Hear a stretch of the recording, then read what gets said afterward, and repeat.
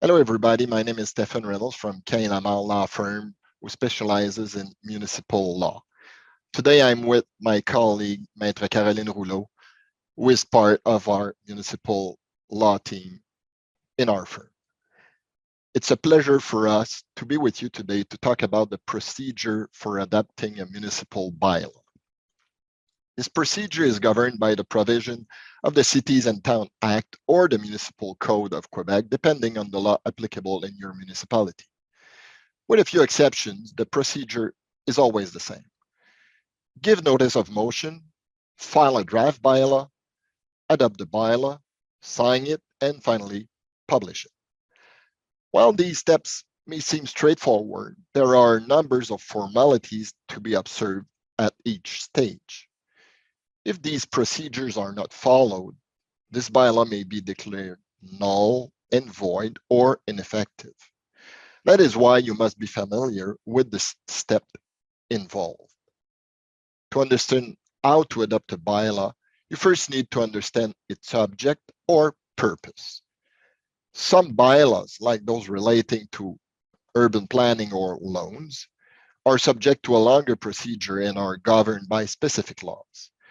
In this legal info sheet, we have chosen to focus on the basic procedure for adopting municipal bylaws, adding only some general comments on specific bylaws, as more details would merit a separate info sheet. I'll now let Caroline explain the notice of motion in the draft bylaw.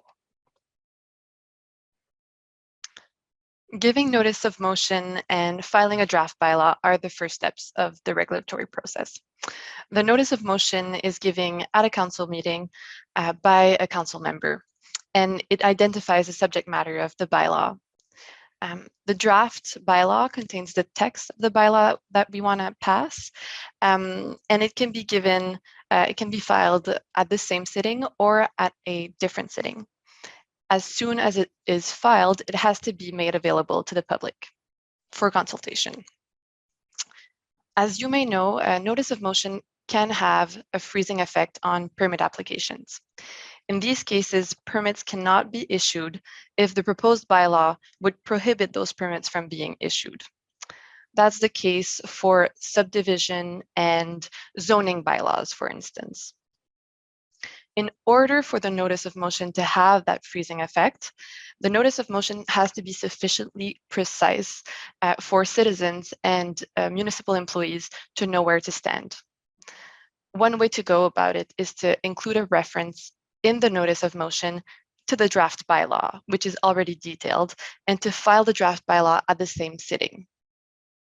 Once that is done, the bylaw can be passed.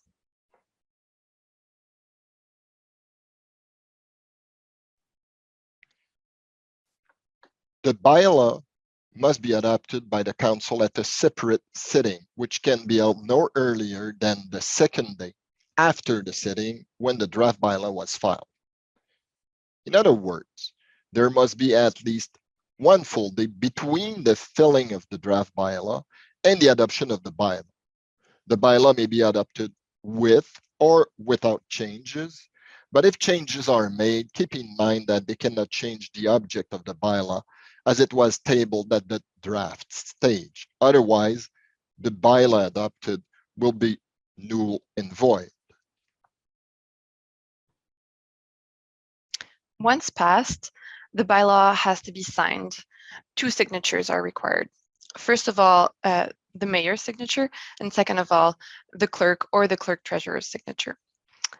Once signed, the bylaw has not yet come into effect. Publication is still required. There is no deadline for publishing a bylaw once it is adopted. However, this is the end of the process. Bylaw can come into force only once they are published and not before. To publish a bylaw, the clerk issues a notice of publication stating the object of the bylaw, the date of its adoption, and where a copy of the bylaw may be obtained or consulted. This notice must be signed by the clerk. Notices are published in 2 places. displayed at the municipal office, and published in a newspaper in circulation in the municipalities. For municipalities governed by the municipal code, a council resolution may also allow for notices to be published in other locations instead. Otherwise, since Bill 122 came into force, municipalities have a new power.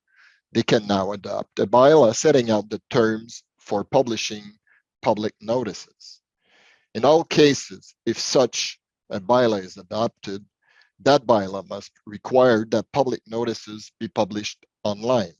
If your municipality has chosen to adopt such a bylaw, then its provision prevail over those of the Municipal Code and the Cities and Towns Act. In addition to the notice of publication, certain bylaws must be published on the municipality's website.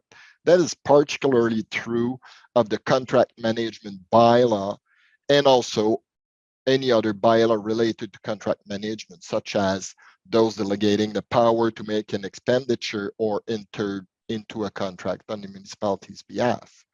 If the municipality has adopted a responsible procurement policy, that policy must also be published on its website. If the municipality doesn't have any website, then the bylaws can be published on the RCM website instead. Finally, it should be remembered that a bylaw cannot be published and therefore enter into force until it has received the necessary approvals from the relevant authorities, such as the Ministère des Affaires Municipales et de l'Habitation, or the RCM. Such an approval is required for a number of bylaws, including loan bylaws, which are subject to approval process, and zoning, subdivision, and construction bylaws, which must receive a certificate of conformity to the land use and development plan from the RCM. After a bylaw has been passed, there is some record keeping that is necessary. First of all, the bylaw itself has to be kept in the Book of Bylaws. The notice of publication, on the other hand, is kept at the municipal office to be part of the municipal archives. Along with the notice of publication, the original one, a certificate of publication must also be kept at the municipal office. And finally, a certified copy of the notice of publication must also be added to the Book of Bylaws. This usually completes the regulatory process at the municipal level. In short, the notice of motion must be published and the draft bylaw must be filed at least 2 days before the adoption of the bylaw. Otherwise, the bylaw will be considered null and void. For the bylaw to be valid, it must be adopted without changes that would alter the nature of the draft bylaw, and the adopted bylaw must be signed by the mayor and the clerk. Finally, the bylaw only comes into force once it has been published. Don't forget that some bylaws, such as loan or urban planning bylaws, require specific approval before publication. When adopting bylaws, municipalities are bound by simple procedure that nevertheless involves several formalities. Following each step carefully will certainly prevent challenges to adopted bylaws and costly legal debates. We thank you and wish you a pleasant day.